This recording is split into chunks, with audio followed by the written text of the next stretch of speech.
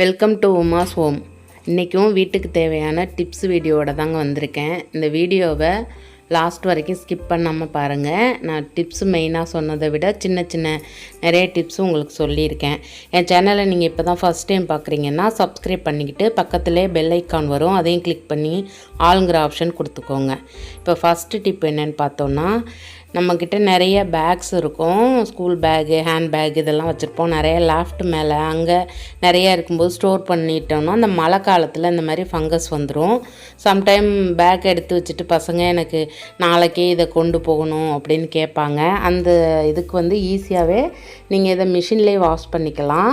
மிஷினில் வாஷ் பண்ணாமல் ஹேண்ட் வாஷ்க்கும் பண்ணுறதுன்னா நீங்கள் கொஞ்சம் ஹாட் வாட்டரில் இந்த லிக்விடையும் ஆலாவையும் ஊற்றி நீங்கள் ஊற வச்சு வாஷ் பண்ணுங்கள். நான் பிளாங்கெட் மோடில் போட்டு ஊற வச்சு தான் இதை வாஷ் பண்ணியிருக்கேன். இதை ஊற வைக்கும்போது நான் லாண்ட்ரி லிக்விடும் கொஞ்சம் ஆலாவும் ஊற்றிருக்கேன். ஏன்னா அந்த ஃபங்கஸ்லாம் ஈஸியாக எடுத்துரும். நான் ஊறும்போது மிஷின்லேயே 2 தடவை நல்லா எடுத்து கையாலே லைட்டாக கசக்கிட்டு அப்புறமா மறுபடியும் போட்டேன். அப்படியே வெறுமனே போட்டோம்னாலும் மிஷினில் சரியாக வாஷ் ஆகாது. நம்ம இடையில ஒரு தடவை ஃப்ரீஸ் பண்ணி வச்சுட்டு நல்லா அழுத்தி விட்டு தேய்ச்சி விட்டோம்னா நல்லா சூப்பராக பேக்கெல்லாம் நல்லா வாஷ் ஆகிடுங்க வாஷிங் மிஷின்லேயே. இங்கே பாருங்கள் சூப்பராக அது அந்த ஆலா ஊற்றி இருக்கிறதுனால அந்த ஃபங்கஸ் ஸ்மெல்லும் இருக்காது. எல்லாமே சூப்பராக க்ளீன் பண்ணிடுச்சு. நான் லைட்டாக தான் இதை காய வச்சேன். இது வந்து இந்த மழை காலங்கிறதுனால சரியாக காயலை. அதுக்கு வந்து ஹேர் ட்ரையரை நான் யூஸ் பண்ணி உள்ளே எல்லாம் நல்லா ஃபோர்ஸாக ஹீட்டை கொடுத்து காய வச்சுருக்கேன். இதை நல்லா ட்ரை பண்ணிவிட்டு நீங்கள் வெயில் அடித்தா நல்லா வெயிலில் கூட ட்ரை பண்ணிக்கலாம். வெயில் இல்லை இன்ஸ்டண்ட்டாக உங்களுக்கு வேணும், அர்ஜெண்ட்டாக அந்த பேக் நாளைக்கே வேணும், நம்மளுக்கு சரியாக காயலைன்னா இந்த மாதிரி ஹேர் ட்ரையரை போட்டு நீங்கள் நல்லா காய வச்சுக்கலாம். நல்லா ஹீட்டாக அது காற்று கொடுக்கும்போது ஈஸியாகவே காஞ்சிடுது. இது மாதிரி காய வச்சுட்டு நம்ம இதில் வந்து எப்படி இதை வந்து நம்ம அப்படியே மேலே தூக்கி போட்டோன்னா இந்த அதில் லைட்டாக ஃபங்கஸ்ஸு இதெல்லாம் வந்துடும். இந்த மாதிரி வாஷ் பண்ணி அது உள்ளே நம்ம நியூஸ் பேப்பர் போட்டுட்டு வச்சோன்னா அதில் ஈரம் எதுவுமே இருக்காது. வாஷ் பண்ணது எப்பயுமே ஃப்ரெஷ்ஷாக இருக்குங்க. நம்ம ஏதோ ஒரு அவசரத்தில் சும்மா தூக்கி மேலே வச்சிட்டோம் அப்படின்னா இந்த மாதிரி தான் நம்மளுக்கு வேஸ்ட் ஆயிரும்.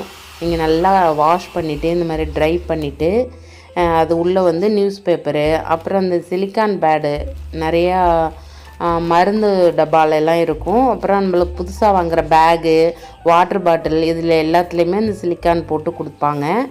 அதையும் நம்ம இதில் போட்டு வச்சிட்டோம் அப்படின்னா இந்தமாரி ஈரமாகாது, ரொம்ப நாளைக்கு ஃப்ரெஷ்ஷாகவே இருக்கும். இந்த மாதிரி நியூஸ் பேப்பர் எடுத்து நல்லா கசக்கிட்டு ஒவ்வொரு பேக்லேயும் வச்சு நல்லா ஜிப்பை போட்டு க்ளோஸ் பண்ணி வச்சிடலாம். இந்த மாதிரி ட்ராவல் பேகு, ஸ்கூல் பேகு, அப்புறம் நம்ம ஹேண்ட் பேக்கு கூட இந்த மாதிரி நம்ம மெயின்டைன் பண்ணோம் அப்படின்னா ரொம்ப நாள் அந்த பேக் வந்து ஸ்மெல் இல்லாமல் ரொம்ப நீட்டாக நம்மளுக்கு உடனே எடுத்துகிட்டு போகிறதுக்கு யூஸ்ஃபுல்லாக இருக்குங்க. இது மாதிரி தான் சிலிக்கான் பேடு. இது வந்து நிறையா நம்மளுக்கு புதுசாக வாங்குகிற வாட்டர் பாட்டிலு, ஃப்ளாஸ்க்கு, இந்த மாதிரி மாத்திரை இந்த மெடிசன் இருக்க டப்பாலெல்லாம் இது கிடக்கும். அதை நம்ம யூஸ் பண்ணிவிட்டு அதை லாஸ்ட்டாக தூக்கி போடாமல் நிறைய சேர்த்து வச்சிங்கன்னா இந்த மாதிரி பேக்கில் இதில் எல்லாம் போட்டு வச்சோம்னா அந்த பேட் ஸ்மெல்லெல்லாம் வராமல் அந்த ஈரத்தை அந்த ஸ்மெல்லெல்லாம் இதுவே எடுத்துக்கும். நம்ம கொஞ்ச நாள் அதை யூஸ் பண்ணிவிட்டு அப்புறமா தூக்கி போட்டுக்கலாம். இந்த டிப்பு உங்களுக்கு யூஸ்ஃபுல்லாக இருக்கும்னு நம்புகிறேன். யூஸ் பண்ணி பார்த்துட்டு எனக்கு கமெண்ட்ஸில் சொல்லுங்கள். நெக்ஸ்ட்டு டிப் என்னென்னு பார்த்தீங்கன்னா, இது என்னோடய அயன் கடாயிங்க. இது வந்து ரொம்ப நாளாக நான் யூஸ் பண்ணிகிட்ருக்கேன். ஃபஸ்ட்டு சீசனிங் கூட நான் வீடியோ போட்டிருக்கேன். கிட்டத்தட்ட 1.5 இயர்ஸாக இதை நான் யூஸ் பண்ணிகிட்ருக்கேன். நம்ம இதில் என்ன சமைச்சாலும் சமைச்சிட்டு நம்ம அதை பாத்திரத்தில் வேறு ஒரு எவர் சில்வர் பாத்திரத்தில் மாற்றிட்டு இந்த மாதிரி கருப்பாயிடும். அது ஃபஸ்ட்டு நான் ஒரு ஸ்க்ரப்பர் வச்சு நல்லா அதை க்ளீன் பண்ணிக்கிறேன் பாருங்கள். இந்த குழம்பெல்லாம் வச்சோடனே அது வந்து துரு ஏறிடும், அதிகமாக ரஸ்ட் ஃபார்ம் ஆயிரும் நம்மளுக்கு. அதனால் நம்ம அதை வந்து நல்லா உடனே பாத்திரத்தில் மாற்றிடணும். அயன் பாத்திரத்தில் சமைக்கிறது அவ்வளோ நல்லதுங்க. இது வந்து நிறைய பேர் மெயின்டைன் பண்ண முடியாமல் அதை வந்து தூக்கி போட்டுடுறாங்க. லைட்டாக நம்மளுக்கு இந்த மாதிரி நம்ம தண்ணி பட அது வந்து அதில் ரஸ்ட் ஃபார்ம் ஆகிட்டே தான் இருக்கும். இதை வந்து நல்லா க்ளீன் பண்ணிவிட்டு நம்ம வந்து ஆயிலும் மஞ்சத்தூளும் போட்டு நம்ம சீசனிங் பண்ணி வைக்கணும். நம்ம ஒரு தடவை சீசனிங் பண்ணிவிட்டு சமைச்சாலும் திரும்ப அதில் ரஸ்ட்டு வரும். நம்ம சமைச்சிட்டு அதை வந்து நம்ம பாத்திரத்தில் வேறு பாத்திரத்தில் மாற்றிடணும். ஆனால் இதில் சமைக்கிற எல்லா டிஷ்ஷும் ரொம்ப ரொம்ப டேஸ்ட்டாக இருக்கும், உடம்புக்கும் ரொம்ப நல்லது. அயன் சத்து நம்மளுக்கு இதுலேருந்தே நிறைய கிடைக்கும். இந்த மாதிரி நான் அந்த பாருங்கள் ஸ்க்ரப்பர் வச்சு தேய்ச்சோன்னே, ஸ்டீல் ஸ்க்ரப் வச்சு தேய்ச்சோன்னே சுத்தமாக க்ளீன் ஆகிட்டு, என்ன தான் அது க்ளீன் ஆனாலும் நம்மளுக்கு அதில் கொஞ்சம் ரஸ்ட்டு இருந்துக்கிட்டே இருக்கும். நம்ம அதை நல்லா ஒரு துணி, காட்டன் துணி வச்சு நல்லா தொடச்சிட்டு அதில் ஆயிலும் மஞ்சத்தூளும் அப்ளை பண்ணி வச்சிட்டோன்னா மறுபடியும் யூஸ் பண்ணுறது வரைக்கும் அதில் துருவு ஏறவே ஏறாது. இது வந்து நான் ரெகுலராக யூஸ் பண்ணிகிட்ருக்கேன். இதை ரொம்ப நாளாக உங்களுக்கு நான் சொல்லணும்னு நினச்சிட்டே இருந்தேன். எனக்கு இந்த வீடியோவில் அது சான்ஸ் கிடச்சிருக்கு. எத்தனை பேர் இது மாதிரி நீங்கள் யூஸ் பண்ணுறீங்க, இல்லை எத்தனை பேர் இந்த மாதிரி ரஸ்ட் ஃபார்ம் ஆகிட்டுன்னு இரும்பு கடாயை தூக்கி போட்டிருக்கீங்கிறதையும் எனக்கு கமெண்ட்ஸில் சொல்லுங்கள். இந்த மாதிரி தொடச்சாலுமே பாருங்கள், இந்த துணியில் நல்லா தெரியல. நான் உங்களுக்கு ஒரு டிஷ்யூ பேப்பர் வச்சு தொடச்சி காமிக்கிறேன். உங்கள் கண்ணு முன்னாடியே நான் சுத்தமாக கழுவி எடுத்தேன். இருந்தாலும் அதில் வந்து துடைக்க இது மாதிரி வரும். நம்ம வந்து ஆயிலும் மஞ்சத்தூளும் தான் இதுக்கு ஒரே தீர்வு. நீங்கள் ஆயில் மஞ்சத்தூள் போட்டுட்டு நீங்கள் அதை மறுபடியும் யூஸ் பண்ணும்போது நம்ம தொடச்சி க்ளீன் பண்ணிவிட்டு சும்மா வெறுமனே தண்ணியில் வாஷ் பண்ணிவிட்டு அதில் சமைக்கலாம், பயப்படவே வேண்டியதில்லை. நீங்கள் இதில் ஆயில் ஊற்றி சில்லி சிக்கன்லாம் செஞ்சிங்கன்னா அந்த சிக்கன் வந்து ரொம்பவே சாஃப்டாக இருக்கும். நீங்கள் எவ்வளோ ட்ரையாக வறுத்தீங்கன்னாலும் அது வந்து ட்ரையாகவே வராது. நல்லா சாஃப்டாக அதில் ஒரு ஈரத்தன்மை இருந்துகிட்டே இருக்கும்.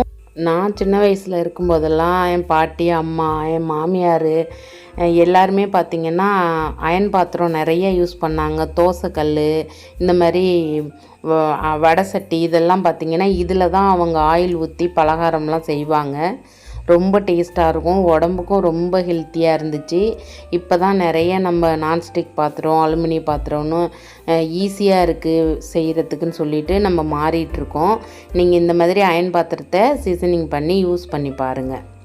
அப்புறம் நம்ம வேறு எந்த பாத்திரமுமே அதிகம் யூஸ் பண்ண மாட்டோம். அயன் பாத்திரம், இது மாதிரி ஹெல்த்தியான மண் பாத்திரம், இது தான் நம்ம அதிகமாக யூஸ் பண்ணுவோம். இந்த டிப்ஸும் உங்களுக்கு யூஸ்ஃபுல்லாக இருக்கும்னு நம்புகிறேன். நெக்ஸ்ட்டு டிப் என்னன்னு பார்த்தீங்கன்னா, நம்மக்கிட்ட இந்த மாதிரி யூஸ் பண்ணாத மாஸ்க் இப்போ நிறையாவே இருக்குது. நான் அந்த மாஸ்கில் தான் இது வந்து நான் யூஸ் பண்ணாத புது மாஸ்க் தான் எடுத்திருக்கேன். இது நீங்கள் யூஸ் பண்ணது கூட எடுத்துக்கலாம். இதை வந்து ஒரு பை மாரி 4 லேயர் இருக்கிறதுல நம்ம ஒரு லேயரை கட் பண்ணி எடுத்துக்கலாம். உங்கள்கிட்ட மாஸ்க் இல்லைன்னா நீங்கள் ஒரு கர்ச்சிப்பில் கூட நம்ம அந்த ஜவ்வாது பவுடரை மிக்ஸ் பண்ணி அப்படியே அப்ளை பண்ணி நம்ம பீரோவில் வைக்க போகிறோம். இது வந்து பை மாரி இருக்குது, ஒரு நெட்டட் கிளாத் மாதிரி இருக்கிறதுனால அந்த ஸ்மெல் வந்து மைல்டாக வெளியில் வந்துக்கிட்டே இருக்கும். பீரோல் ஃபுல்லாக வாசமாக இருக்கும். இது தாங்க அந்த ஜவ்வாது. இது நாட்டு மருந்து கடைகளில் எல்லாம் கிடைக்கிது. இது வந்து ரொம்ப வாசமாக இருக்கும், ரொம்ப மைண்டை வந்து ரொம்ப ரிலாக்ஸாக வச்சுருக்கும். அந்த ஸ்மெல் நல்லாயிருக்கும். நீங்கள் இதில் கொஞ்சம் பவுட்ரு எடுத்து நீங்கள் அந்த மாஸ்க்குள்ளே போட்டுருங்க. நீங்கள் மாஸ்க் இல்லைன்னா கர்ச்சிப்பில் அதே மாதிரி நம்ம லைட்டாக எங்கே பார்த்தாலும் அப்ளை பண்ணிவிட்டு நீங்கள் வந்து பீரோவில் ஒரு எட்ஜில் நம்ம அப்படியே வச்சிடலாம். இப்போ இதை வந்து நான் பீரோலோட ஒரு ஹேங்கரில் நான் அதை கிளிப் பண்ணி வைக்க போகிறேன். இந்த மழை காலத்தில் பீரோல்லேருந்தெல்லாம் ஒரு ஃபங்கஸ் ஸ்மெல் வரும். நம்ம வந்து எவ்வளோ தான் அதை எடுத்து காய வச்சாலும் அது வந்து உள்ளேருந்து அந்த ஸ்மெல் வந்துக்கிட்டு இருக்கும். அப்போ அது மாதிரி வராததுக்கு நம்ம இந்த மாதிரி ஜவ்வாதை வந்து யூஸ் பண்ணிக்கலாம். அப்படியே நான் அதை கிளிப் பண்ணி வச்சிட போகிறேன். இது ரொம்ப ரொம்ப பீரோவில் திறக்கும் போதெல்லாம் ஒரு நல்ல ஸ்மெல் வரும். அதே மாதிரி உங்கள்கிட்ட தீந்து போன சோப் கவரு, பத்தி கவர்லாம் இருந்துச்சுன்னா உங்கள் ட்ரெஸ்ஸுக்கு இடையிலே வச்சிங்கன்னா அது ரொம்பவே வாசமாக நல்லா இருக்குங்க. இப்போ நெக்ஸ்ட் டிப் என்னென்னு பார்க்கலாம்.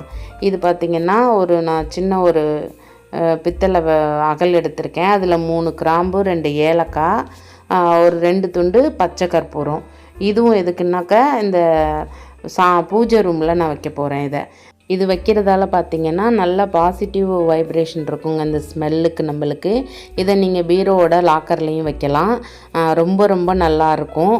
இதை நீங்கள் பித்தளை விளக்கில் தான் வைக்கணுங்கிறது கட்டாயம் இல்லைங்க. நீங்கள் எந்த ஒரு எவர் சில்வர் பாத்திரத்தில் எதில் வேணுமாலும் வைக்கலாம். இந்த டிப்ஸ் எல்லாமே உங்களுக்கு யூஸ்ஃபுல்லாக இருக்கும்னு நம்புகிறேன். பிடிச்சிருந்தா உங்கள் ஃப்ரெண்ட்ஸ் அண்ட் ஃபேமிலிக்கு ஷேர் பண்ணுங்கள். இன்னொரு டிஃப்ரெண்ட்டான வீடியோவோட உங்களை சந்திக்கிறேன். தேங்க்யூ.